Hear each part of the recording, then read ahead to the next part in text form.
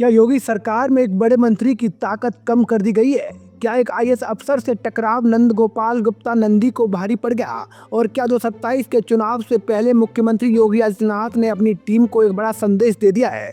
उत्तर प्रदेश की राजनीति में इन सवालों की चर्चा इस समय तेज हो गई है। नमस्कार दोस्तों, मैं हूं आपका अपना मुकेश उपाध्याय। उत्तर प्रदेश की सत्ता के गलियारों से एक ऐसी खबर निकलकर सामने आई है जिसने राजनीतिक हलकों में हलचल मचा दी है। योगी सरकार के वरिष्ठ कैबिनेट मंत्री नंद गोपाल गुप्ता नंदी से उत्तर प्रदेश एक्सप्रेसवे औद्योगिक विकास प्राधिकरण यानी यूपीडा की जिम्मेदारी वापस ले ली गई है। इतना ही नहीं, कुछ दिन पहले बांदा जिले के प्रभारी मंत्री के पद से भी उन्हें हटा दिया गया था।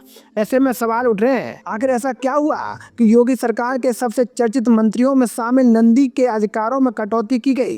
दरअसल नंद गोपाल गुप्ता नंदी उत्तर प्रदेश की राजनीति का बड़ा चेहरा माने जाते हैं।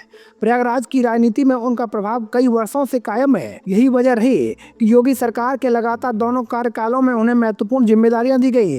लेकिन अब सरकार के हालिया फैसले से राजनीतिक चर्चाओं को नया मोड़ दे दिया है। सरकार ने फैसला लिया है कि यूपीडा को औद्योगिक विकास विभाग से हटाकर बुनियादी ढांचा और औद्योगिक विकास विभाग के अधीन लाया जाएगा।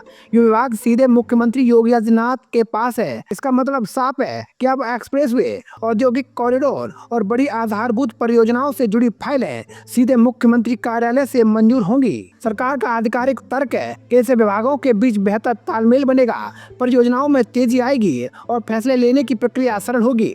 लेकिन राजनीतिक गलियारों में इस फैसले को केवल प्रशासनिक बदलाव नहीं माना जा रहा।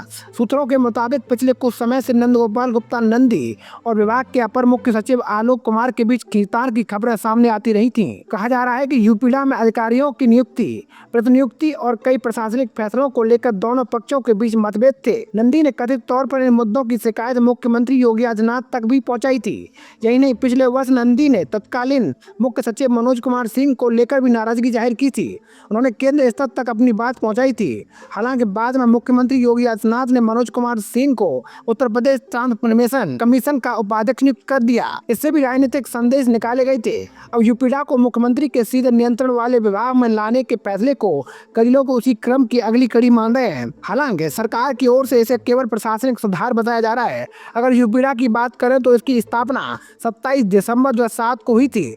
इसका उद्देश्य उत्तर प्रदेश में एक्सप्रेसवे निर्माण और औद्योगिक गलियारों का विकास करना था। आज Purvanchal expressway, Bundelkhand expressway, Ganga expressway और कई अन्य बड़ी परियोजनाएं ऐसी संस्था के माध्यम से संचालित होती हैं। इसलिए यूपीडा को राज्य की सबसे प्रभावशाली एजेंसियों में गिना जाता है।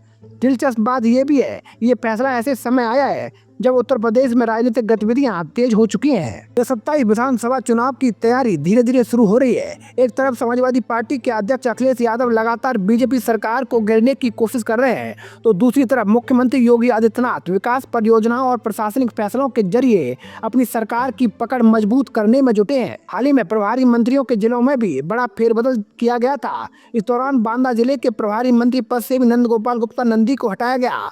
उनकी जगह दिनेश प्रताप सिंह को जिम्मेदारी दी गई। इस फैसले ने भी राजनीतिक चर्चाओं को और हवा दे दी। अगर नंद गोपाल गुप्ता नंदी के राजनीतिक सफर पर नजर डालें तो उनका करियर काफी दिलचस्प रहा है। 2007 में उन्होंने बहुजन समाज पार्टी के टिकट पर इलाहाबाद दक्षिण सीट से जीत दर्ज की थी और मायावती सरकार में मंत्री भी बने थे।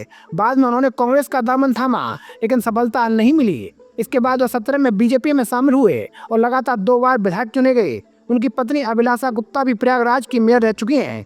नंदी का जीवन कई उतार चढ़ावों से भरा रहा है। 12 जुलाई 2010 को उन पर रिमोट कंट्रोल से एक जानलेवा हमला हुआ था, जिसमें वे गंभीर रूप से घायल हो गए थे। उस घटना के बाद से वो हर साल 12 जुलाई को अपना पुनर्जन्म दिवस मनाते हैं। अब सबसे बड़ा सवाल यही है, क्या ये केवल प्रशासनिक बदलाव है या फिर योगी सरकार के भीतर शक्ति संतुलन का संकेत?